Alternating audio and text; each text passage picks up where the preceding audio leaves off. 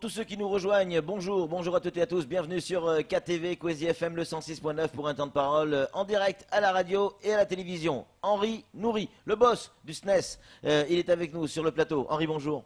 Oui, bonjour, je profite de l'occasion pour souhaiter une bonne année. Oui, bonne on santé, a encore droit jusqu'à la fin du mois. Jusqu'à la fin du mois, nos auditeurs, nos auditrices. Et on va avoir aussi. besoin de ce genre de souhait. Parce que quand on voit ce qui se passe à Kahani, Henri, on est inquiet. Mais pas que à Kahani. On va rentrer dans le détail de ce qui s'est réellement passé. Mais juste avant, il semblerait, parce qu'on a eu quelques informations, que le droit de retrait des enseignants du côté de Kahani pourrait également se reporter sur d'autres établissements. Est-ce que vous en savez plus ? Écoutez, tout ça dépend de la réaction des agents sur place. Ce qu'on sait, c'est qu'il y a des faits de violence dans d'autres établissements. Moi, j'ai des retours là-dessus. Et que les personnels sont exaspérés de travailler dans des conditions de risque de ce niveau-là. Bon, ce qui s'est passé à Kahani est quand même hors norme. Je dirais, par la violence qui s'est déchaînée. Pour ceux qui n'étaient pas là-bas, Henri, beaucoup, on a eu des appels, des messages en disant ouais, vous en faites trop, vous faites du sensationnalisme, c'est une bagarre entre copains, enfin, entre gamins, comme on en connaît depuis tout le temps. Est-ce que c'était une simple bagarre? Non, absolument pas. Absolument pas. C'était une attaque, on va dire, de l'établissement qui a été planifiée. La preuve en est que il y avait une cinquantaine à peu près de jeunes en l'occurrence, enfin, et qui étaient en plus avec des combinaisons de peinture, si je comprends bien, qui avaient été volées, enfin qui avaient des vêtements, qui avaient des vêtements particuliers, qui se sont préparés, oui, qui avaient des cagoules, qui portaient cagoules et lunettes, avec des complicités à l'intérieur de l'établissement. Tout ça n'est pas arrivé comme ça de but en blanc. Ça a eu deux bandes qui se sont affrontées. Oui, vraisemblablement. Moi, je ne suis pas policier non plus, donc il y a des enquêtes probablement qui sont en cours, mais évidemment, ça n'avait rien à voir avec ce qu'on peut avoir avec une simple bagarre. Et il y a eu quand même des blessés, il y a eu des lacrymogènes. La clôture a pratiquement été enfoncée, ce qui était aussi extrêmement inquiétant quant à la sécurité des personnels dans cet établissement, où on se rend compte qu'effectivement, il faut mettre les moyens pour que les agents, l'ensemble de la communauté éducative soit sécurisé, aussi bien les agents que les jeunes qui, dans la grande majorité, souhaitent effectivement mener leur scolarité dans des conditions normales. Mais Henri, ça veut dire quoi, ce que vous nous expliquez? Que là, on a affaire à un phénomène nouveau, c'est-à-dire ce sont des bandes qui réfléchissent avec un chef, avec une organisation, qui vont attaquer, qui ont eu un objectif, l'établissement scolaire, une autre bande, un autre quartier. Si c'est le cas, j'ai le sentiment qu'on a franchi un cap là. Oui, moi c'est personnellement, je ne suis pas policier, bien évidemment, mais c'est effectivement le sentiment que j'ai, puisque là on est sur un niveau d'organisation qui est du jamais vu jusque-là à Mayotte par rapport à ce qu'on a pu voir par le passé. On a déjà eu des faits de violence, et notamment dans cet établissement de Kahani. C'est d'ailleurs la raison pour laquelle on se pose des questions, et à juste titre, sur disons, la protection de ces établissements. C'est-à-dire pourquoi est-ce que ça recommence régulièrement? Alors là, cette fois-ci, ça a recommencé, mais avec une intensité jamais vue. De l'avis de tous ceux qui l'ont, moi je ne l'étais pas sur place, mais ceux qui l'ont vécu le disent, ils ont eu très peur. Et le stress occasionné est très important. Alors, la question qui se pose, c'est effectivement, donc, que fait-on? On va en parler. On va en reparler. Quelles sont les solutions? Mais juste avant, c'est Samuel Bocher, le rédacteur en chef de France Mayotte Matin, qui a une question à poser, Henri. Oui, vous dites stress des personnels, moi j'ai envie de dire plutôt traumatisme, parce que franchement c'est traumatisant. Mais moi je vous écoute, vous êtes venu à plusieurs reprises sur ce plateau, il y a eu plusieurs faits, il y a eu d'autres personnes comme Quentin qui sont venus aussi. Je prends l'exemple de la Cité du Nord. Avant les vacances, on nous avait dit, attention, il va y avoir des bagarres, elles sont déjà préparées, c'est comme chaque année, pas la même chose, il va y avoir des bagarres devant les établissements. Et à la rentrée, pareil, il y a encore eu des heurts dans le Nord. On sent que vous savez, il y a quelque chose qui se passe, il y a une organisation derrière, ça se structure la violence au niveau des établissements. Et pourtant, on n'anticipe pas. Oui, c'est tout le sujet. C'est-à-dire que nous sommes, disons, demandeurs, et on l'a fait plusieurs fois auprès du vice-rectorat, voire plus, puisque ce sont des affaires qui ne concernent pas que le vice-rectorat, ce sont des affaires de sécurité, disons, de réunions et d'enquêtes. Nous avons demandé une enquête, qu'une enquête soit faite sur ce qui s'est passé. Le vice-rectorat a porté plainte, hein. Oui, pour Cani. Pour Cani, pas pour les autres. Oui. Mais on aurait. D'accord, très bien. Le vice-rectorat a porté plainte. Je l'ai appris par les médias, pas autrement que par les médias. Ce qui est très bien, ce qui prouve d'ailleurs qu'il y a des communications qui passent bien par l'intermédiaire des médias. Est-ce que effectivement cette plainte, qui est une première, si je comprends bien, parce que je ne sais pas si ça a été fait avant. Peut-être que ça a été fait, mais en tout cas, nous on n'a pas été informés par rapport aux faits de violence qui ont déjà eu lieu en octobre et en novembre. Oui. Peut-être ça a été fait, mais moi, je n'ai pas eu d'informations dans ce sens-là. Bon, tant mieux. Maintenant, la réaction des agents sur place montre que, à leur sens, ce n'est pas suffisant. Je ne sais pas, tout le monde peut le voir. Sinon, tout le monde aurait dit, bon, le vice-rectorat porte plainte, c'est très bien, on reprend le travail. Ouais. Tout va bien. Ouais. Donc il y a un problème de confiance. Est-ce que cette mesure est susceptible de générer un sentiment de pouvoir reprendre le travail dans la sécurité? La réponse est non. La réponse est non.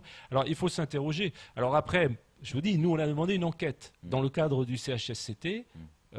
Sous contrôle ou avec association, on va dire, du comité hygiène, sécurité et conditions de travail, qu'il y ait la possibilité d'enquêter pour savoir ce qui s'est passé et de trouver d'essayer de faire quelque chose en termes d'accueil, de gestion des flux, etc., en collaboration avec ceux qui sont chargés de la sécurité aux abords des établissements scolaires, notamment celui de Cani. Mais on a vu que ça ne marchait pas tout ça. Qu'est-ce qu'il faut faire? Il faut monter des murs autour de nos écoles, mettre des barbelés, mettre des miradors. Oui, mais alors... On va où, là? Écoutez, le problème, c'est que là où ça a été fait, ça marche. Ça marche. À K1 et au collège K1 et K2, il y a effectivement des murs et que je sache, voilà, ça marche, ça fonctionne. Donc il faut effectivement sécuriser les établissements. Il faut arrêter l'angélisme. Dans la situation où on est aujourd'hui, il y a une situation de fait d'insécurité. Donc par rapport à ça, je pense qu'effectivement il faut sécuriser sérieusement. Une école va devenir une prison, en clair. Ben non, mais c'est pas la question. On est dans la protection là. On est dans la protection. Là, on protège les gens qui sont à l'intérieur. On ne les empêche pas de sortir. On les protège. Encore que des fois aussi, il faudrait penser aussi à cet aspect des choses, parce que il y a un certain nombre de jeunes qui peuvent se retrouver ici ou là, livrés à eux-mêmes, et c'est pas forcément une bonne solution. Vous vous rendez compte que si la solution c'est de monter des murs avec des barbelés au-dessus, si c'est ça la solution, notre système de l'éducation nationale va pas bien. Non, mais la solution n'est pas... Je ne dis pas que c'est un des éléments de solution. C'est pas la solution. La solution, elle passe aussi par des personnels, ça a été dit, des personnels de vie scolaire, mais on voit des personnels de direction. Si vous voulez, globalement, on peut comment dirais-je, recontextualiser tout ça et dire que c'est toute la qualité de l'éducation qui est en question. C'est-à-dire il faut aussi des infirmiers, il faut des infirmières, des assistantes sociales, il faut des médecins scolaires, on est en défaut de médecins scolaires, il faut des psychologues de l'éducation nationale. On est en manque de personnel, c'est évident. Il faut aussi agir sur des indicateurs, mais ça concerne l'éducation, c'est-à-dire l'éducation prioritaire en particulier, qu'il y ait moins d'élèves dans les classes, etc.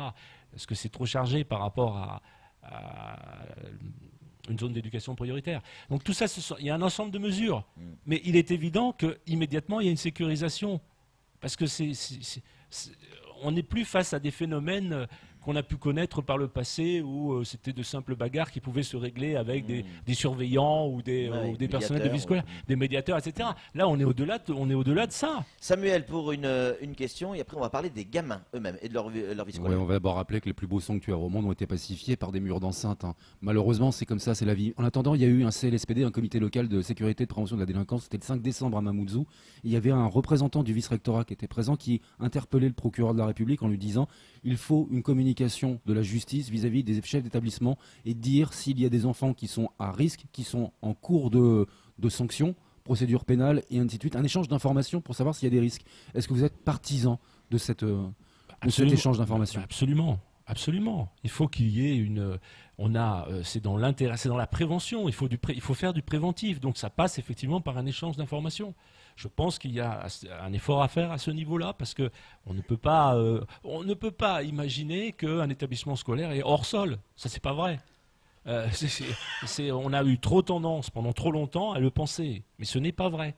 Donc, à partir de là, tout ce qui est collaboration avec les autorités pour essayer de faire avancer les choses, pour essayer de trouver qui sont éventuellement les auteurs de ce genre de délit, bien entendu, il faut explorer toutes les pistes qui permettent de prévenir que ce genre de situation ne se reproduise pas. Parce que ce qui rend les personnels traumatisés, comme vous disiez tout à l'heure, c'est justement le fait que ça se reproduit régulièrement.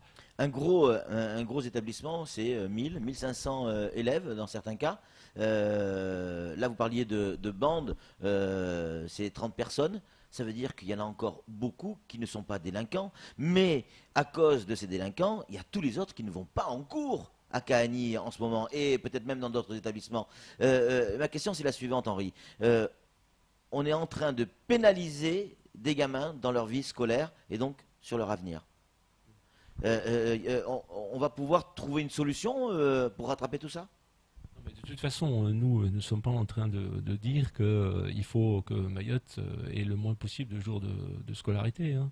C'est tout le contraire. Bien sûr, non, on est bien d'accord sur le fait que, disons que c'est pas bon pour les élèves. C'est évident. Ça se rattrape. C'est pas bon pour les élèves. C'est pas bon pour les élèves, mais c'est pas bon pour les élèves non plus que se produisent de tels faits de violence en termes de traumatisme, etc. Donc il faut qu'on puisse, dans un établissement scolaire, travailler dans la sérénité. Vous ne pouvez pas faire du travail scolaire si vous avez sans arrêt des menaces à droite, à gauche, des élèves qui ont peur. Parce que vous avez des élèves. Parce que ces élèves, le souci, c'est qu'ils sont nombreux à avoir peur. Mais oui. Alors, on en a parlé. On en a parlé, si vous voulez. Quand vous avez une classe et que vous creusez un peu les choses, vous vous rendez compte qu'ils ont peur. En tout cas, ça c'est très très vite. On se projette. On a un enfant, il est au lycée Cahagny, il va pas à l'école parce qu'il est fermé. En tout cas, il y a un droit de retrait. On est inquiet. Est-ce que on va pouvoir rattraper ce retard? Comment ça va se passer? Est-ce que l'année scolaire de mon gamin est foutue? Est-ce que il y a de quoi être inquiet quand on est parent? Forcément. Bien sûr. Mais bien sûr, évidemment qu'il y a de quoi être inquiet. Mais il y a aussi de quoi être inquiet quand vous avez votre enfant qui va dans un établissement où il risque d'y avoir ce qui s'est passé à Cahagny. Ouais. Vous vous rendez compte, il faut aussi gérer cet aspect des choses et essayer de... En tout cas, nous, on est demandeurs de communication sur ce plan-là. On n'est pas en train d'accuser... Parce que le problème est complexe. Le vice-rectorat a sa part, il a des choses à faire, mais aussi les autorités de l'État. Bon. Merci beaucoup Henri.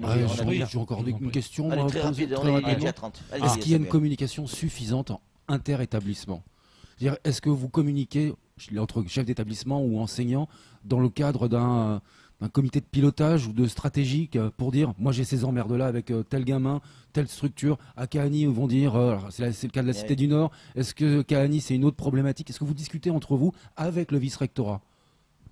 Je pense que c'est une bonne question parce que c'est lié au fonctionnement d'une instance qui s'appelle le comité d'hygiène, sécurité et conditions de travail. Je l'ai répété devant la DGRH du ministère de l'Éducation nationale, il faut que cette instance fonctionne. Et cette instance permet justement d'examiner globalement, puisque c'est académique, l'ensemble des faits concernant la sécurité dans les établissements et donc de réunir les différents acteurs.